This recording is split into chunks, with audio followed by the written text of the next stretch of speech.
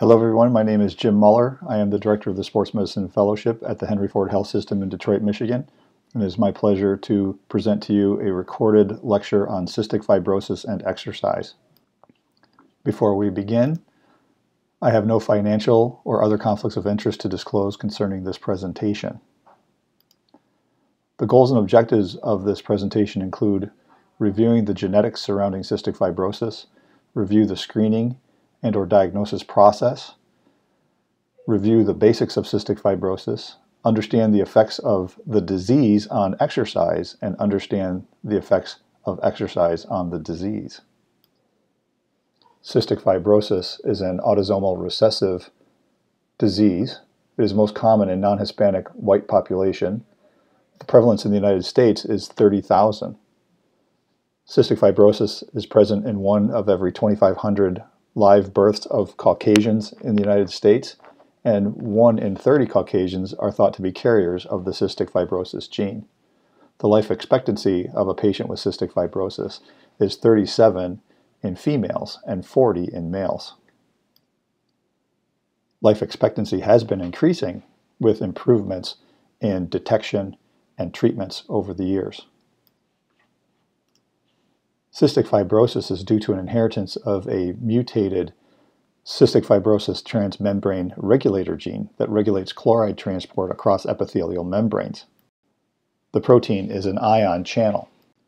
If there is no chloride on the surface of the cell, water is not attracted to the surface of the membranes, and in the lung this causes mucus thickening and cilia cannot beat, and therefore plugging occurs. We will discuss this more later. More than 1,000 different mutations of this gene have been described.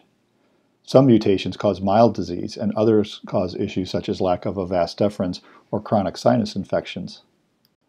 Cystic fibrosis was once universally fatal in adolescence or early adulthood, but again, with improvements in detection and treatments, life expectancy has been increasing. The inheritance of this mutated gene can lead to troubles in multiple body systems. We focus primarily on the respiratory system, but also the gastrointestinal, genitourinary, and exocrine systems can be affected, as we will discuss in a moment. Roughly 85,000 people worldwide have cystic fibrosis. The country with the greatest number is the United States. But when you consider the number of patients with cystic fibrosis per 100,000 inhabitants, the United States ranks 8th worldwide. In Europe, there are roughly 40,000 cases of cystic fibrosis. And you can see from the chart here that Ireland has the highest rate per 100,000 inhabitants. This world map shows prevalence per 100,000 people. So again, you'll see that Canada shows a higher prevalence than the United States, even though the United States has a higher total number of patients with cystic fibrosis. Again, you can see the highest prevalence in the British Isles as well as Australia. In this map of the United States, you can see the number of cases in total independent of the population, with again nearly 30,000 cases across the United States in total.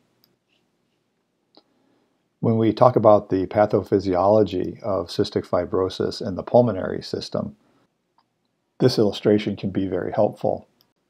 We begin on the left side panel with the defective cystic fibrosis transmembrane regulator gene, which again is a chloride ion channel. And when chloride does not reach the external portion of the membrane, sodium and water flows into the cell. This results in a decreased water content on the surface membrane as well as a change in the pH. Dehydration and/or acidification of the epithelial lining, as well as increased mucin polymer crosslinks, raise the amount and viscosity of mucus in gel phase, making the mucus tenacious and difficult to move by ciliary beating, which is significantly hindered. Accumulation of mucus leads to obstruction of the airways, inflammation, and bronchiectasis. Pathogens then colonize the airways and increase the recruitment of inflammatory cells. We will talk more about the common pathogens shortly. Furthermore, oxygen depletion below the sputum-air interface favors something called biofilm formation. Eventually, The destruction of airway and lung parenchyma epithelial cells causes tissue remodeling, reduction of gas exchange area, and impairment of lung function.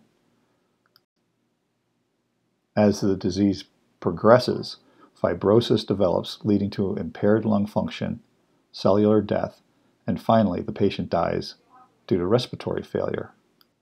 Again, this is an overview of the pathophysiology in the pulmonary system, but as we said, the pulmonary system is not the only system affected by cystic fibrosis. We just talked about the changes in the lower respiratory system, but in the upper respiratory system, airway obstruction, nasal polyps, and sinus disease can occur. In the GI system, a person with cystic fibrosis may have thick and sticky mucus blocking the pancreatic ducts, preventing the enzymes from reaching the small intestine to digest food, especially fats and proteins. The result is incomplete digestion, poor absorption of nutrients, and large, loose, foul-smelling stools. The poor digestion of nutrients can lead to failure to thrive and impaired growth. Pancreatic insufficiency occurs in about 85% of people with cystic fibrosis. It can also lead to reduction of insulin production and diabetes mellitus. Meconium ileus is the first sign of cystic fibrosis in about 15 to 20% of cases. Another nutritional issue is vitamin deficiencies of the fat-soluble vitamins A, D, E, and K.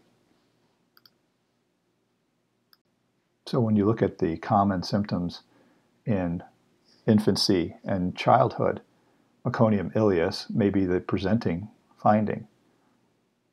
The large, loose, foul-smelling stools, failure to thrive or poor growth, and chronic respiratory problems and recurrent lung infections are common. If we look in the adolescent and adult patients with cystic fibrosis, pulmonary function continues to decline over time. Chronic infections are common. Biliary fibrosis and frank cirrhosis of the liver can occur. Chronic infections may be with multi-drug resistant organisms, and the common organisms that colonize include Pseudomonas aeruginosa and MRSA. Colon cancer occurs at a mean age of onset about 20 to 30 years earlier in patients with cystic fibrosis compared to the general population. Bone density issues occur due to low body weight, decreased exercise, and vitamin D deficiency, as well as the fact that this is more common in the Caucasian population. Anxiety and depression are also extremely common in patients with cystic fibrosis, with the prevalence being much greater in adults than children. The Health Resources and Services Administration Discretionary Advisory Committee on Heritable Disorders in Newborns and Children recommends screening of all children for cystic fibrosis. The mission of the Advisory Committee on Heritable Disorders is to reduce morbidity and mortality in newborns and children who have or are at risk for heritable disorders. The committee recommends that every newborn screening program include a uniform screening panel that screens for 35 core disorders and 26 secondary disorders. Cystic fibrosis is considered a core disorder, and although methods may vary, cystic fibrosis screening is mandated in all 50 states. The screening also looks for metabolic disorders, endocrine disorders, and hemoglobin disorders. All states perform an immunoreactive trypsinogen test, which is elevated in kids with cystic fibrosis, but premature birth and stressful delivery can falsely elevate this finding. This test is often repeated at 2 weeks if there's a possible reason for false elevation. Some states not only perform the IRT, but also add DNA testing to look for the gene mutation. The gold standard to diagnose cystic fibrosis is a sweat test. Kids are tested if they have a positive newborn screen, a positive prenatal screen, or if they exhibit signs and symptoms consistent with cystic fibrosis. Other tests include genetic testing for the CFTR mutations. As I mentioned a moment ago, some states do this as part of their normal screening, and a transepithelial nasal potential difference test can also be obtained. The sweat test should be performed as soon as possible, usually between 10 and 28 days of age, but it can be performed at any age. It should be done at a CF Foundation accredited care center where guidelines are used to help ensure accurate results. Some infants don't make enough sweat to do the test, and therefore the test may need to be repeated for accurate results. Pilocarpine is applied to the skin of the arm or leg, followed by electrical stimulation to encourage the sweat glands to produce sweat. The sweat is then collected on a piece of filter paper or gauze, or in a plastic coil. The chloride content of the sweat is then measured. If the chloride measurement is less than 29 millimoles per liter, it's unlikely that the patient has cystic fibrosis, regardless of their age. If they have a chloride level of 60 or higher, cystic fibrosis is very likely. And if they fall in the 30 to 59 range, then CF is certainly possible and additional testing is necessary, usually starting with a repeat sweat test. Sometimes the tests will conflict with each other. For example, a positive newborn screen and a sweat test that shows chloride at less than 60 millimoles per liter. Some kids are diagnosed with CFTR-related metabolic syndrome, or CRMS. In Europe, this is known as CF screen positive inconclusive diagnosis, or CFS-PID. This CFTR-related metabolic syndrome, or CRMS, is diagnosed if the individual has a positive newborn screen and either a sweat chloride test of less than 30 millimoles per liter and 2 CFTR mutations, at least one of these mutations that does not cause physical symptoms, or they have a positive newborn screen and intermediate sweat chloride testing and 1 or no CF-causing mutations. Some of these patients will eventually be diagnosed with cystic fibrosis, especially if they have evolving signs or symptoms, if new information about disease-causing CFTR mutations develop, or if changes in sweat chloride concentration levels lead to a more definitive diagnosis. Therefore, over time, disease presence or absence is likely to declare itself more clearly, so diligent observation for signs and symptoms and repeat testing is appropriate. If further testing is unavailable or found to be inconclusive, the diagnosis cannot be resolved, and they may be considered to have CF-related disorder. Treatment of cystic fibrosis includes airway clearing therapies as well as medications. Supplemental oxygen is also commonly used as patients' lung function deteriorates. Let's start by talking about some of the medications. In basic classes, we're talking about mucolytics, antibiotics, anti-inflammatories, and CFTR modulators. Over a third of cystic fibrosis patients eventually will be on 3 or more inhaled medications. The mucolytic Dornase alpha is recommended in mild lung disease. As a level B recommendation, its use is strongly recommended in moderate to severe disease. Hypertonic saline is recommended for all lung disease regardless of severity. The use of oral antibiotics is not recommended for chronic or prophylactic use, but inhaled antibiotics such as tobramycin or aztreonam are strongly recommended when the disease process is moderate to severe. The use of inhaled antibiotics is also recommended for mild lung disease at a level B recommendation. Anti-inflammatories are often added, as are CFTR modulators. The use of the modulator ivacaftor is strongly recommended in patients with at least one copy of the G551 CFTR mutation. Bronchodilators have often been used, but there is insufficient evidence to support the use of beta agonists or anticholinergics in these patients. Airway cleaning therapy techniques include percussion and postural drainage, or PNPD, positive expiratory pressure devices, active cycle of breathing techniques, autogenic drainage, oscillatory PEP devices, high-frequency chest compression devices, and exercise.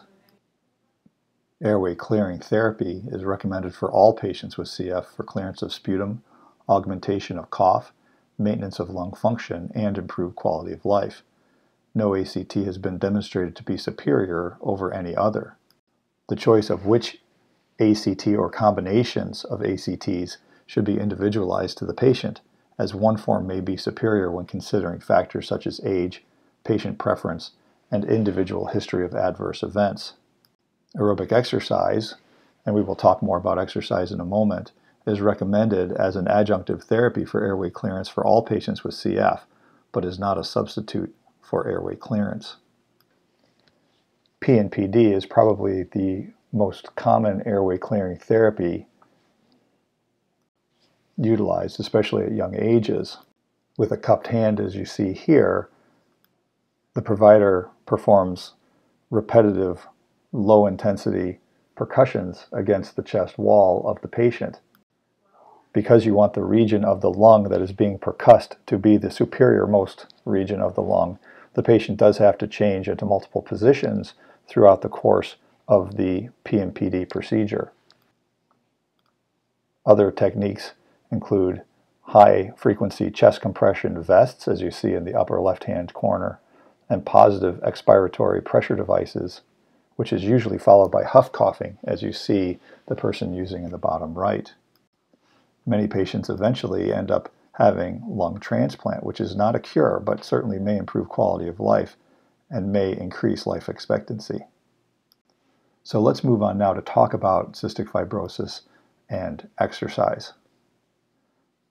The goals of an exercise program in a patient with cystic fibrosis are to increase cardiovascular fitness, facilitate mucus clearance, improve ability to perform activities of daily living. We need to keep in mind that we want the patient to have an enjoyable form of exercise and recommend that they start slowly and increase gradually. Both aerobic and resistance training is recommended, and certainly monitoring of respiratory symptoms needs to be done to adjust the exercise as needed. All patients with CF should see their physician to ensure they are healthy enough to start an exercise program before embarking on exercise as a treatment. They should continue to take all of their medications as recommended by their physicians during this time. Exercise does not replace the medications as a form of treatment. Because of reduced exercise tolerance, aerobic exercise may need to begin with only 5 to 10-minute sessions at very low intensity, hopefully building up to 30-minute sessions 3 or more days per week. It's recommended that resistance training 2 days per week, targeting all the major muscle groups, also be a part of the exercise program. Some patients will use supplemental oxygen during exercise to enhance their training effect. And initially, it may be helpful to have the oxygen saturation measured during exercise to make sure that they're not desaturating and to help determine the optimal level of oxygen supplementation. So what happens when a cystic fibrosis patient embarks into a single bout of maximal exercise? Here is a study published in 2017 in the Journal of Cystic Fibrosis that looked exactly at that question. A single bout of maximal exercise and its effect on lung function in patients with cystic fibrosis. Patients in this study were tested on a cycle ergometer and were tested immediately before their exercise challenge and immediately following their exercise challenge. Both men and women were included in this study, and the mean age of participants was 19 years of age. Lung function parameters that were reported on included forced vital capacity, FEV1, and lung clearance index. Lung clearance index provides a functional index of obstruction and/or mucus plugging of the smaller airways, which are considered the site of early lung injury in cystic fibrosis. The use of LCI has gained considerable interest given its ability to not only detect early airway disease in children, but its higher sensitivity of airway changes compared with conventional spirometry. It has been explained that improvement in LCI following acute exercise is likely related to attenuation of dynamic hyperinflation of distal airways during exercise and/or mobilization and clearance of sputum. What you see here is the FEV1, both pre- and post-exercise for all subjects.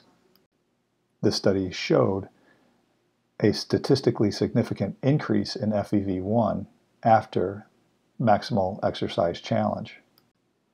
When you compared patients with lower lung function, as defined by a pre-exercise FEV1 of less than 80% of predicted, versus those with preserved lung function, defined as those with greater than 80% FEV1 of predicted, you can see that those with preserved lung function had a greater change in post-exercise FEV1 than those with reduced function. You can also see a statistically significant improvement in LCI. It was concluded from this study that it is plausible that exercise promotes a greater stretch and recoil of inspiratory muscles and/or an increase in mucus clearance, both of which allow the distal airways and alveoli to expand and reduce the amount of air trapping.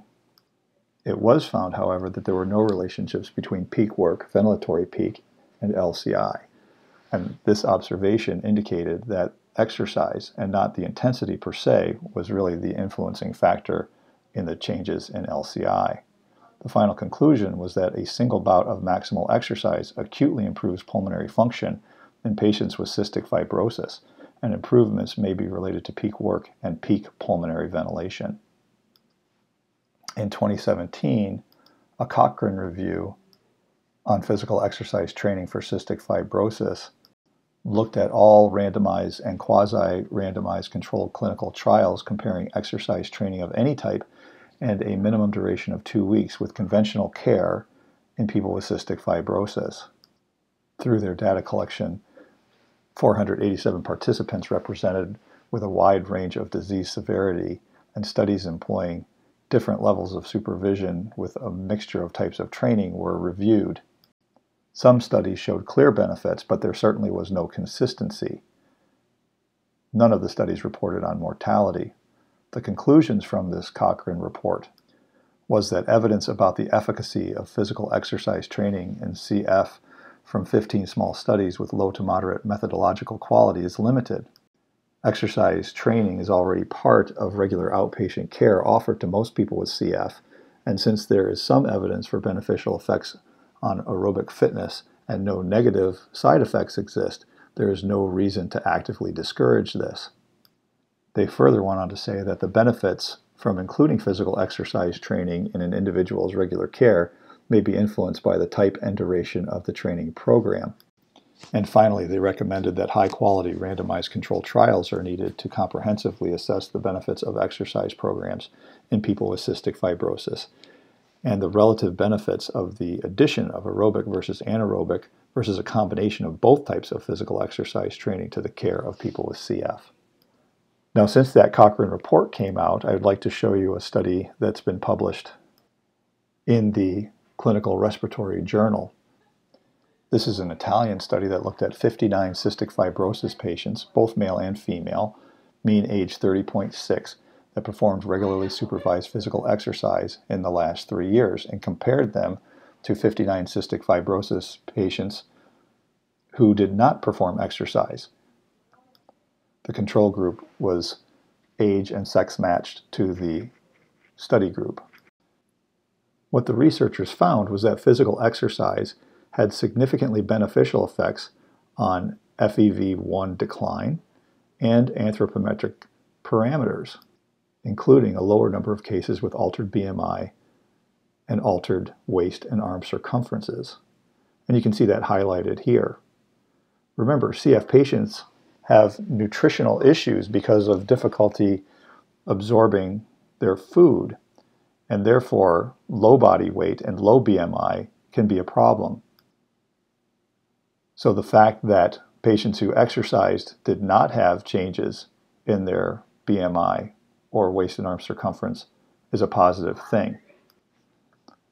Another part of the study showed improvements in lipid and glucose metabolism, as you can see highlighted here. The conclusions were, such clinical and metabolic effects make supervised physical activity one of the hubs in management of patients with cystic fibrosis.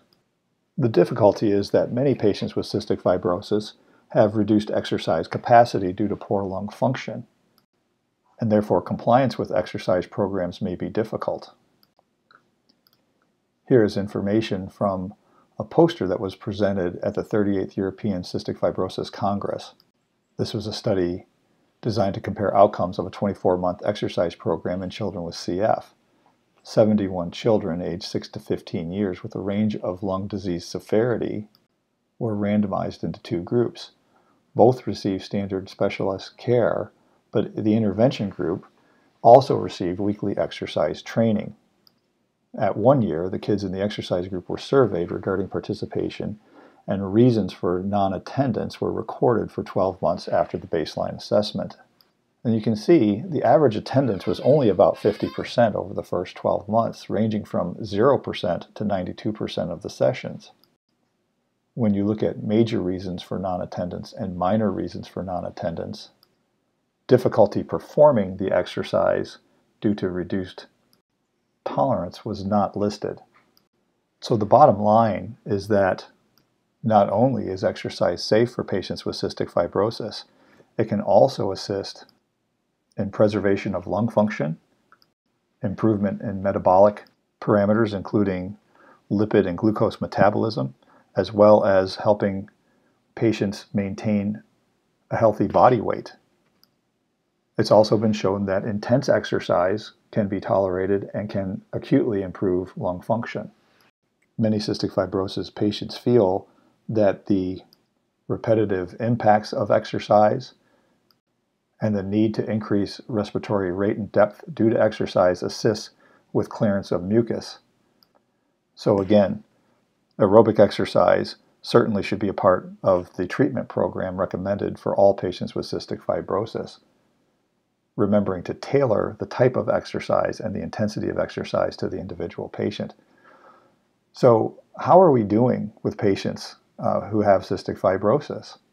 When you consider all treatments together, you can see that over the years, people with cystic fibrosis are doing better than they used to.